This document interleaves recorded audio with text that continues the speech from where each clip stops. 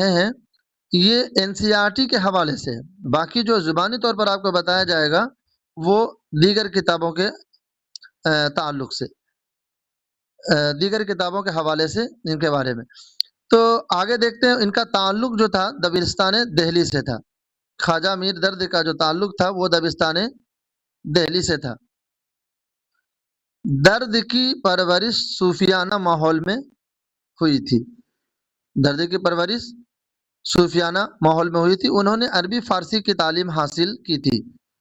وہ قرآن و حدیث کے علاوہ فقہ اور تصوف کے مسائل پر بھی نظر رکھتے تھے، چونکہ ان کے والد بھی تصوف کے بڑے شاعر تھے اور بڑے صوفی شاعر تھے۔ دو کتابیں ان کے ابھی آپ کے سامنے ہم بتا دیے، نالے اندلیب اور رسالہ ہوش افزا۔ اور اسی سے ملتا جلتا نام خواجہ میر درد نے نالے درد کے نام سے بھی ایک کتاب لکھی تھی۔ جیسے باپ نے اپنے نام پہ اندلیب تخلص کرتے تھے تو نالے اندلیب اپنی کتابوں کا نام رکھا، اسی طرح سے میر درد تخلص کرتے تھے تو اپنی کتابوں کا نام نالے درد رکھا۔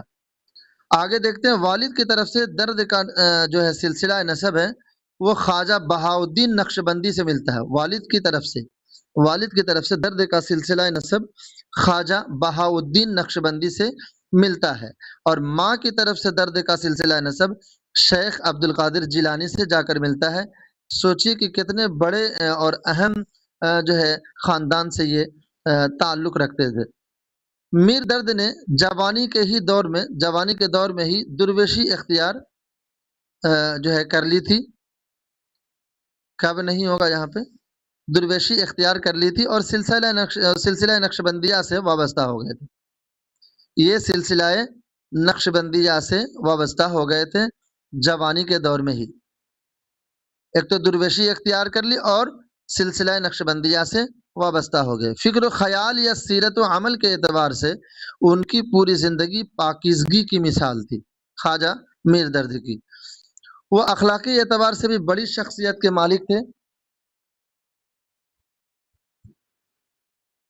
ان کی مزاج میں صبر و ضبط، توکل و قناعت پسندی شامل تھی۔ ان کی مزاج میں، زندگی کے حوالے سے، ان کی حیات و خدمات کے حوالے سے بات کر رہے ہیں کہ ان کے مزاج میں صبر و ضبط، توکل و قناعت پسندی شامل تھی۔